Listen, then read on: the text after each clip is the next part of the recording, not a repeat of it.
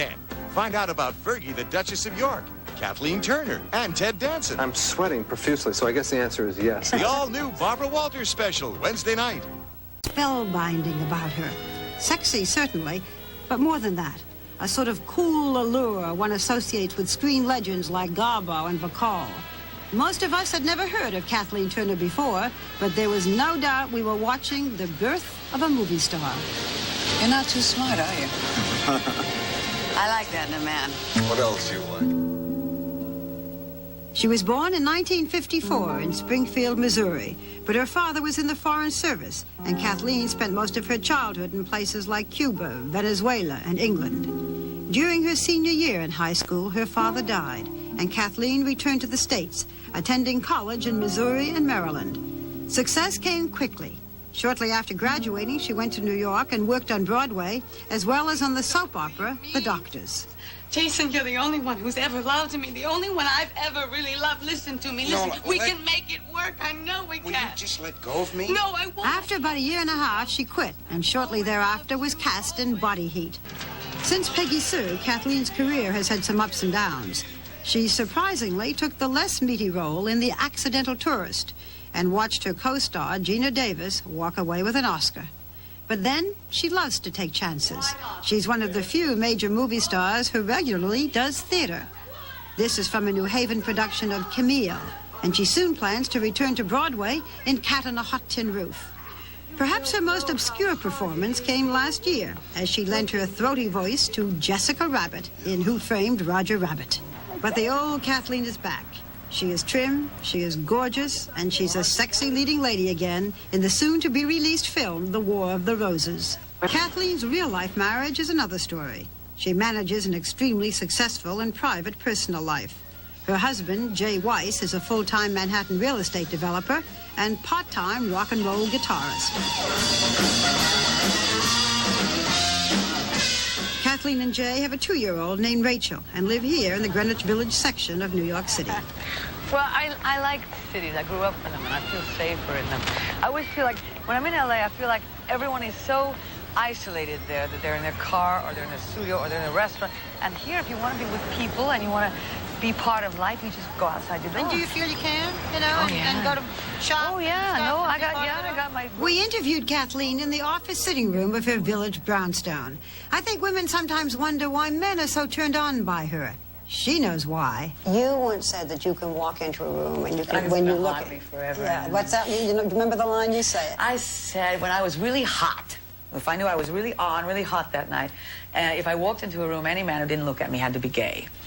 I regret having made that statement to some extent, but I still think it holds up. Because there's something that you're just giving off. Well, you know, I mean, everybody has times when they're on top of the world, and they know it, and it's your night, it's your place, move over. When you do a sexy love scene, because you are considered a very sexy lady. Yes. Okay? Very sensual. Do you think you are, by the way? Oh, gosh, when I want to be.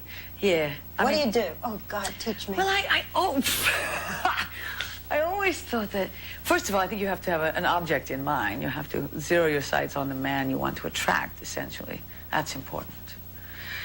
You have to feel sexy. You have to feel good about yourself. You have to feel that you're an attractive woman, and it's exciting. And you have to be excited by yourself, I think. That's sexy. When you do a sexy love scene, can you turn it on and off? I read that you said, when you're kissing and they're fondling you, it's very hard. If somebody's kissing you and touching you, it's impossible, I would think, not to feel aroused to some extent. But I don't think an actor ever forgets the camera or the third eye. You can't just lose yourself. No, I don't think so. Not with, 50 people staring at you. How does your husband feel when he sees those scenes? Well, not thrilled. He has a little joke. He says that he likes the Christian amended version of Body Heat himself. But what bothers him much more than that... The expurgated version. Yes. What bothers him much more than that is my dying. He will not and has not ever seen any of my death scenes, either on stage or on film. He's never seen the end of Fritzi's or any of this, because he can't. He says that's the worst thing. What did he have that other men didn't have? I think, your husband? well, yeah, besides, gorgeous and sexy and intelligent and all that stuff, yeah. I think actually it was, quite frankly, he gave me the best compliment, the greatest compliment I ever had. He said that he thought I would be excellent at anything I decided to do. So he didn't make me feel like I was, you know, some actress or, you know, because I suppose much of our country's opinion is still that we're here by chance, not necessarily by training or the weeding out of talent. And I liked the respect inherent in that statement. Mm. The fact that he is not, that he's in his own business and successful in the real estate business, but not in your business, does that help? It's important, it's essential.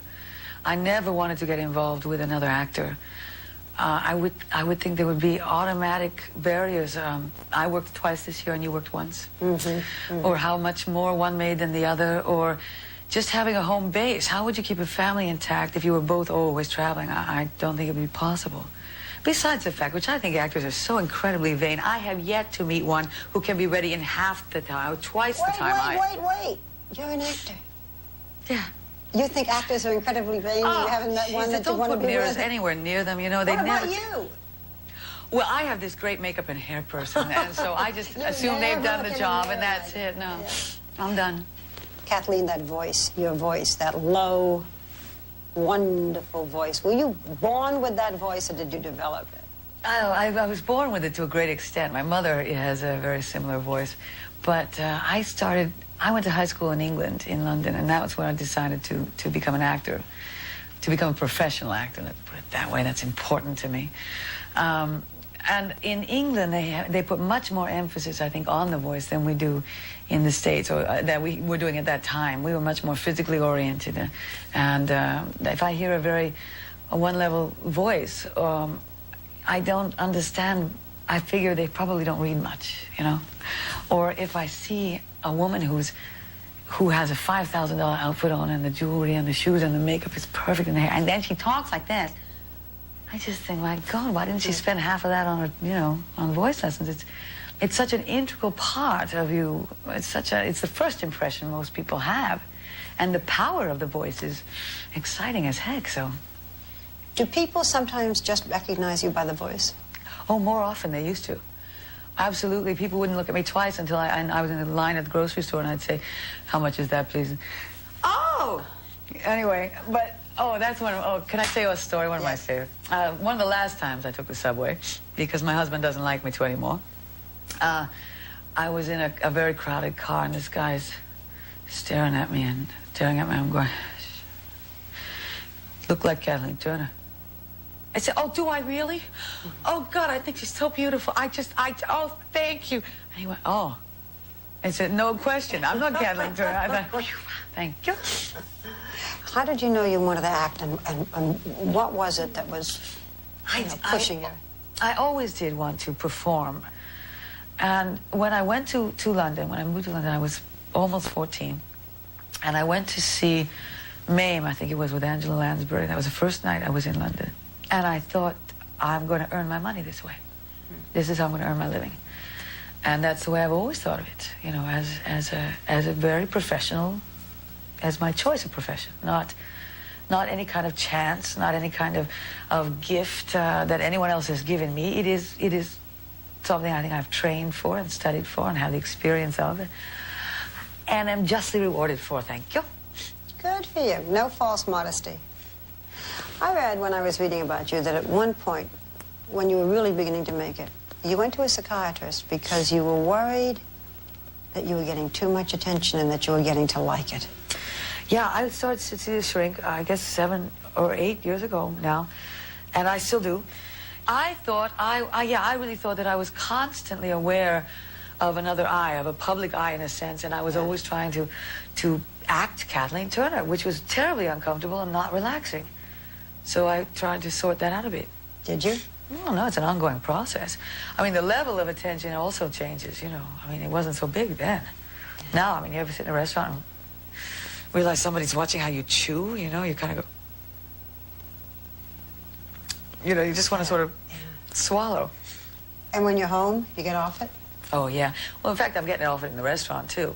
I mean, everybody chews, come on. And I would think then that's when it helps to have a husband who's not in the business and a baby who just knows, you know. I find marriage a completely different feeling than any relationship I'd had. I had not anticipated the security of it, I mean, I didn't think getting married would make such a difference, and it does to me, very much so. And the respect. It's much easier for me to work with crews, for me to travel. As long as I was really quite single, you know, and with this flashy reputation, as it were, I was always a what if to people. And I'm Mrs. Weiss now. And I use it to the hilt. I like it. Mm-hmm. Are you where you want to be in your career? Yeah, in many ways I am. So at 35, professionally, you really have it all. Well, all I have to do is keep it up for another 50 years. Okay. Let's take 50 years. What are you doing 50 years from now? Well, you know, I once said I was going to do Helen Hayes. I was going to do Airport 17, you know. Yeah.